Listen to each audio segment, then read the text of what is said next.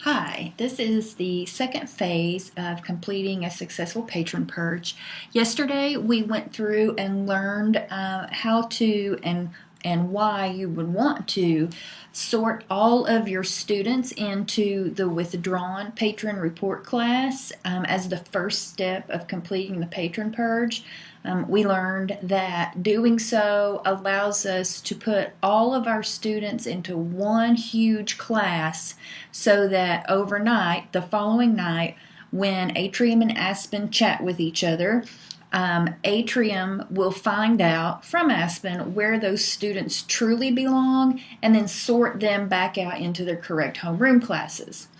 That way, students who don't truly belong, those who have moved, who have graduated up to the next grade band, those guys are going to stay in withdrawn, and now we have them all in one handy-dandy place so we can find them easily and either delete them or make some sort of decision about how we want to handle those in our databases. So, I just want to get you caught back up to speed on what we did yesterday. This is a snapshot of our patrons and how they were distributed after we did the reclassification into withdrawn. Most of these teachers had 0 students. The staff category had 50 in it, but remember, we weren't working with staff yesterday. We were only reclassifying students, so that's why this number is still pretty large. And our withdrawn category has 195 in it, and that is exactly as it should be, because yesterday we put 155 students in there, and evidently there were 40 still in there from some previous action.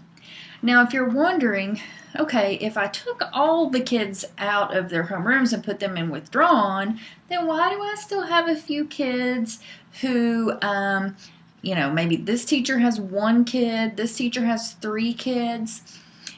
Without clicking on those and investigating every single student, I can't say for sure why that happened, but my suspicion is when we filtered to select all the students we wanted to reclassify, we used patron circulation class as our way of grouping those students. So my suspicion is the students who are left in these classrooms were misclassified and not given the correct patron circulation status, or excuse me, patron circulation report class, so that they weren't caught when we did our filter.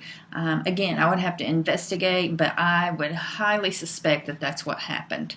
If you're thinking, okay, so I guess we need to go back and get all of those kids, we'll check those out in just a few minutes to see if they need to be moved out or if they need to be reclassified. So, let's get into today's work. We are going to just make sure that something happened overnight. We just saw that there were 195 kids in withdrawn. Most other teachers had 0. Hopefully, if things went well overnight during the import, all those numbers have changed. So we're going to find out if that's what truly happened by going to Reports. We're going to open a statistical report. We're going to take a look at that patron summary that we've been looking at frequently. Again, we want to look at patron report class, and things are very different.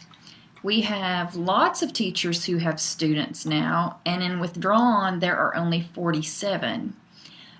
We'll take a look at those kids who are left in withdrawn, but I want you to notice that teachers who have students are hyperlinked, so we could click this teacher's name and see her class. Teachers who do not have a hyperlinked name don't have any students. So you see 0, no hyperlink. 0, no hyperlink. And that's because those teachers don't have any kids to look at. That's why you can't click on them. So we'll talk in just a little while about what you can do with these teachers. Now, before we go forward, I would recommend that you click a few of these and take a look at them just to confirm that they're correct. And there are a couple of ways you can know that they're correct. Number one, if the teacher has already given you his or her class roster, you can compare the roster to what's popping up in Atrium when you click on the teacher's name. If you don't have a roster yet and you do have Aspen access, you could get into Aspen and compare what the teacher's role looks like in Aspen versus what's in here.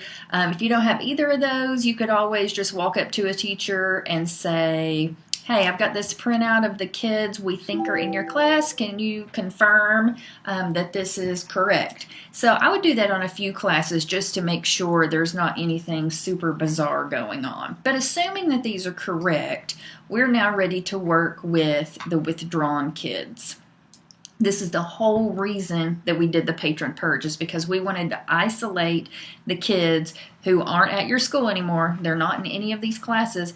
And we wanted to put them all in one place so we could find them all together and deal with them kind of in a consecutive manner. So I'm going to open Withdrawn, and it's going to give me all 47 of those kiddos here. All right. Now, if you're wondering, hey, why does that say Withdrawn on most, but grades 2 and 4 and K and 1 on others? This is Patron Circulation class, and we did not tinker with Patron Circulation class when we did the reclassify yesterday. Yes, we used Patron Circulation class to identify and group students, but we didn't change anything. So some of these have been marked to withdrawn because in the past, when the librarian first dealt with these students, he or she changed that Patron Circulation class. Some of them still have the K and 1 and 2 and 4 because no one has gone in and changed that manually. That's not a big deal for this exercise. Okay, so we just saw that we have quite a few students in Withdrawn. One of the reasons that we put them all there was so that we could find them all together in one place in a pretty quick fashion, and that's going to allow us to delete them all at once. If they're in Withdrawn, then they're not at our school, and if they're not at our school, then they don't need to be in our database. So we're going to do one big process that's going to delete all those kids, and we do that by going into Patrons and Delete Patrons. Now, this screen is asking you, hey, which kids do you want to delete? The queue is empty. We have to tell it who to take out of our database, and we do that through the filter.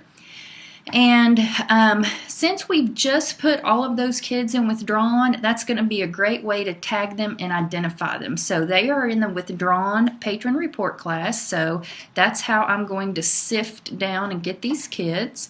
So I want any patron who's in Withdrawn. Okay. And so now here they are in my list. Those are the kiddos that are still that were put into Withdrawn. And now I'm going to tell Atrium, let's get rid of them. So we're going to click delete, and we're going to say okay. And it'll take it a moment to complete the process. Uh-oh. If you get a screen like this, this is normal.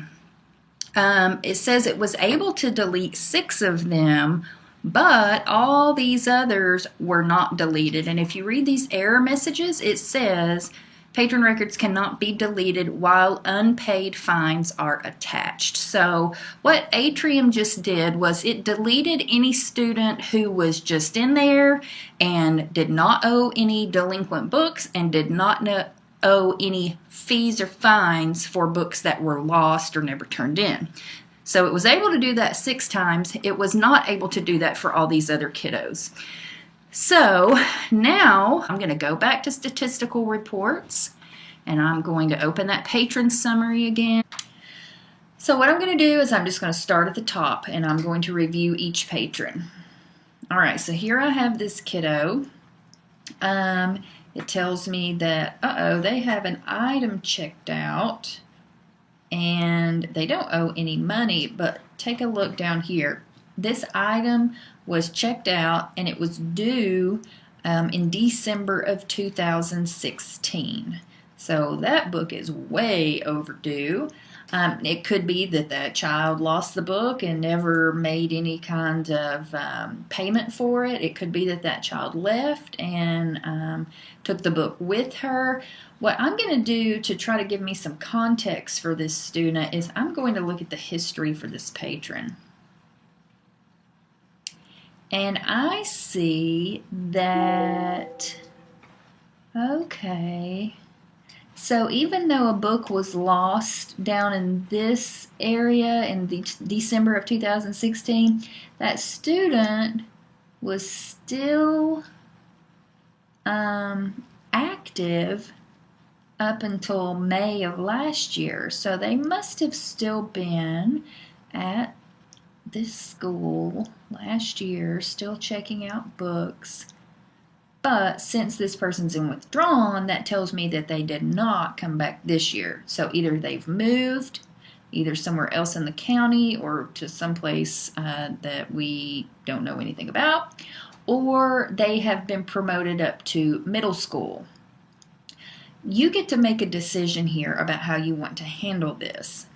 If you're able to maybe, oh, hold on.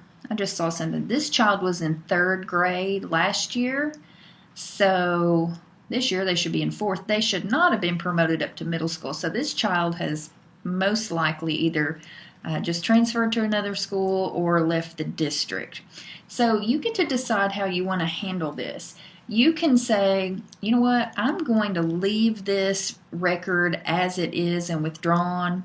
If the child moves back, maybe I could remind them of the book, and maybe, it'll be a long shot, but maybe she might bring it back.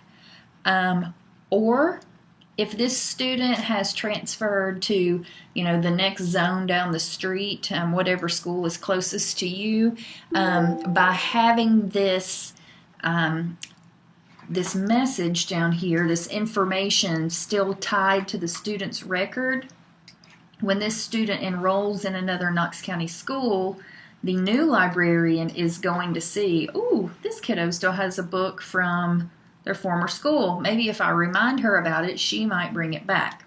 So you can say, okay, I'm just going to let it sit here and just see what happens, and maybe next year if nothing happens, I might delete her out. Or you could say, gosh, 3rd grade, she's been gone. I think I'm just going to go ahead and delete her out. So the way you would do that is, first of all, if you just try to delete her as is, here's what's going to happen. You're going to click Edit This Patron, and you would click Delete.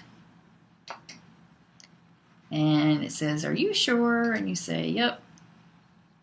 Aha, but it says you can't delete a patron who has items checked out. It will also give you a similar message if you have a student who has been assessed a fine or a fee for a missing book. Say they lost a Baby Mouse book and they owe $8.14 and that amount's on their record. You won't be able to delete them either. So if that's the case, I'm just going to go back.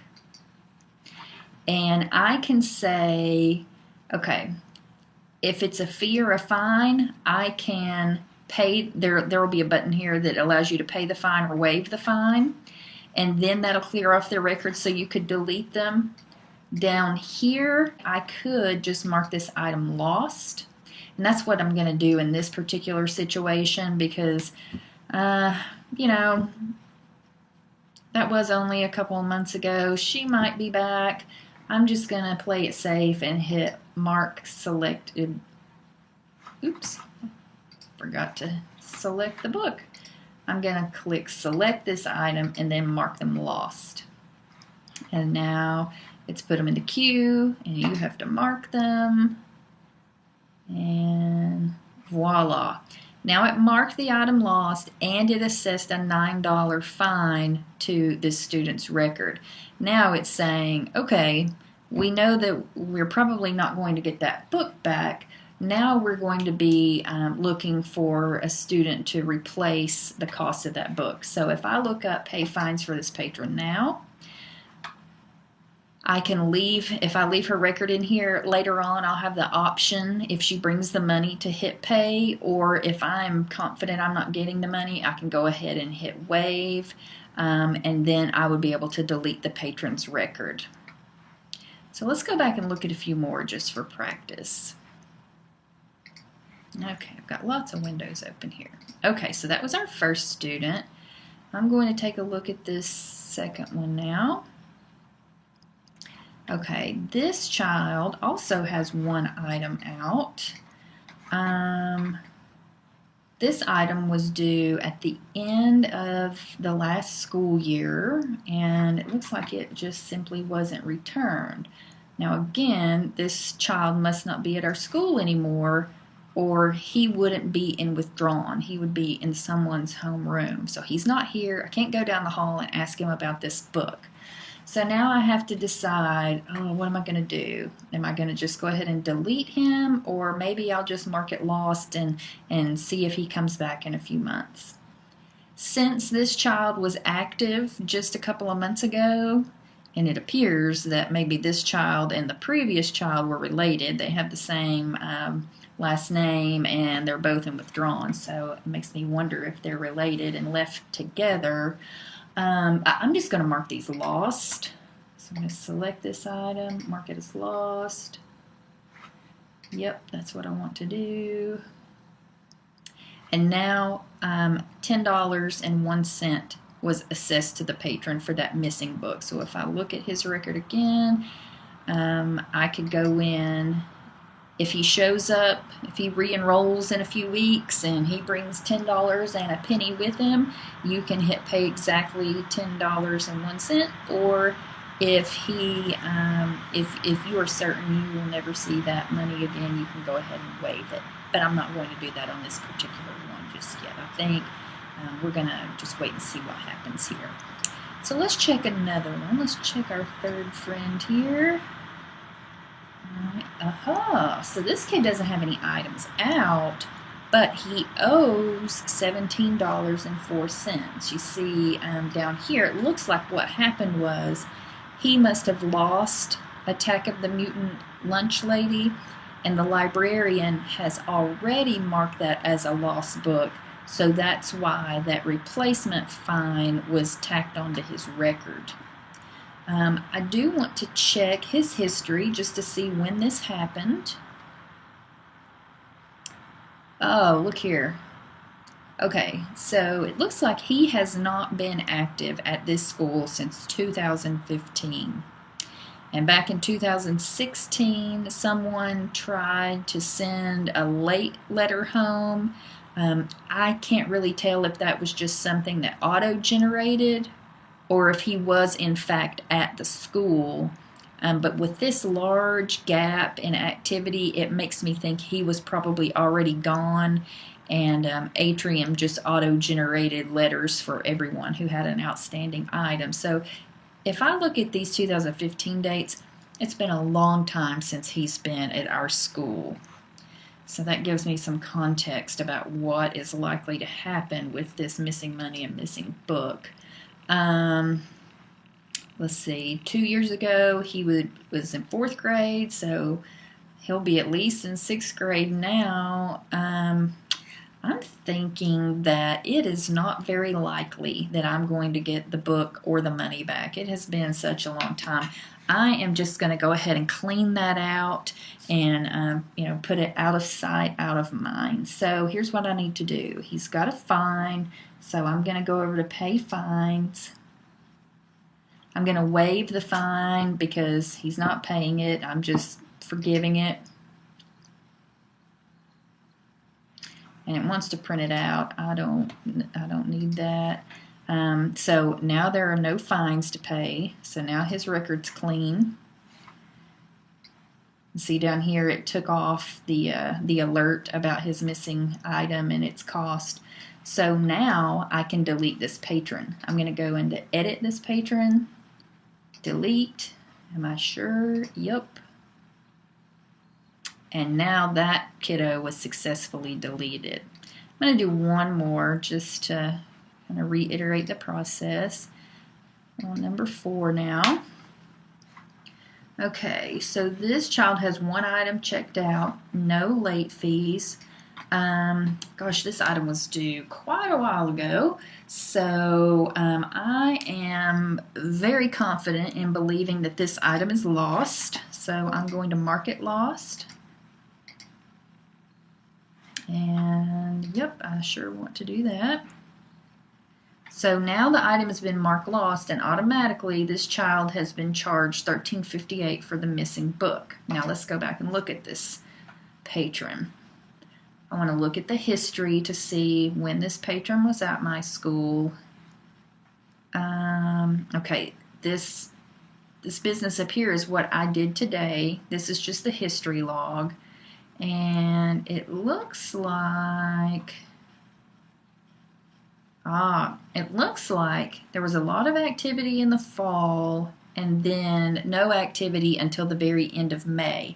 That makes me think he must have left the school sometime in the fall or winter, and then at the end of the year, as the librarian was cleaning up records, she started kind of clicking and moving things around in his records. So I don't think he's been active in the past several months.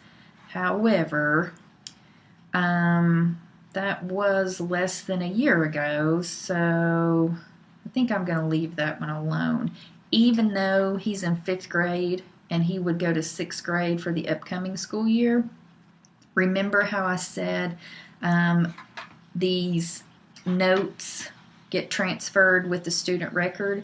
Wherever he is in middle school, that librarian will be able to see this outstanding fees and fines message, and that librarian may be able to recover a book or some money for you. So I'm going to leave that on there so that that message can still be communicated. So I'm not going to delete him yet, so I don't need to get in to edit this patron. So you're going to do that same kind of thinking and make those same sorts of decisions for all of your kiddos in Withdrawn. Some of you are going to have longer lists than others, so if you need to break it up and just do it, a handful each day, that's fine, just so long as you get through it. Having all those kids removed will make it a lot easier when you're running reports and sending out form letters and things like that. You don't want kids who really aren't at your school showing up on the in that data. So that's how we use this giant pool of withdrawn kids now. They're all in one spot, and we can get in and out of their records and decide what we want to do with them. Now, let's go back to those patron report classes that we discovered didn't have any kiddos in them. I'm going to open up that patron summary report again, just so I can get some names of some teachers. Okay, I want to look at patron report class. I'm going to take the first one on the list. Valerie Bachman has 0 kids. I'm presuming that she is no longer in the building. So what I'm going to do is I'm going to go to administration. I'm going to go to patrons. And I'm going to go to patron report class.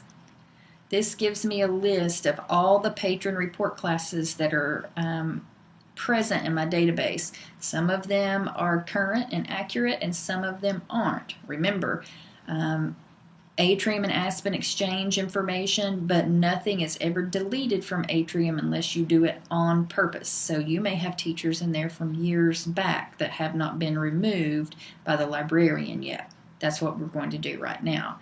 Miss Bachman's no longer here. I don't want any more classes in my database than I have to have, because that makes reporting and grouping a little hairy sometimes. So I'm going to go over to the action column, select delete. Are you sure you want to delete her? Okay. And uh-oh, it says you can't delete her because she has statistics attached. Here in our district, we don't use those statistics, so we can still delete them. We just have to give Atrium permission to override that, and that happens right down here. We say, go ahead and delete the statistics along with the patron report class. So we select that, continue delete, and now she's gone. And you would go in and do that for each of your teachers who have 0 students. Also, if you have teachers in there who have 0 students, yet they are still at your school, maybe they used to be a 5th grade teacher and now they're an instructional coach, something like that, where they're still at your school but they don't have kids, you can still delete them from your patron report classes. These are simply student categories. You are not deleting that teacher's patron record. So if you're thinking, okay, teacher A taught 5th grade last year, now teacher A is our TPAC coach. If I delete her from patron report classes, then she won't be able to come in and check out books anymore. No. If you delete her from patron report classes, that simply means I don't have this teacher as a category for patrons anymore. That teacher as a patron, as a staff patron, will still exist in your database, and you could still pull her up and check items in and out for her. So when you delete from patron report class, all you're doing is getting rid of groups that students can be placed in. So today, just to recap, we went into our patron summary and looked and saw that, yes, as a matter of fact, most of our withdrawn students were resorted back into their homerooms, which is good news. We reviewed those homerooms to make sure they were fairly accurate, and then we got into withdrawn and started making individual decisions about what we were going to do with the students in that category. Did we want to delete them? Did we want to let them stay? Those kinds of things. Then after we were finished with that, we went into our patron report class groups, and we deleted patron report classes, aka teachers' names, that were no longer active at our school, and that helps us to clean up our database when we're running reports and grouping things by teacher and so on and so forth. One last point I want to make before I sign off is that when I was going through all of these withdrawn kids and I was trying to decide how I wanted to treat them as far as keeping them in my database or deleting them, our Library Media Services Department has a procedure that recommends that after a patron has been in your database, inactive, in the withdrawn category, if it's been at least 3 years, go ahead and delete them. There are low odds that you're ever going to recover anything from a student who's been gone that long. If someone has been gone less than 3 years, you can make your own judgment call on those. So that's kind of our official procedure for that. If it's been 3 years or more, just go ahead and delete them. But if it's not been that long, you can make the judgment call. If you know a student and you know that he has moved to Wisconsin and is probably never going to come back, and maybe that just happened back in May, go ahead and delete him.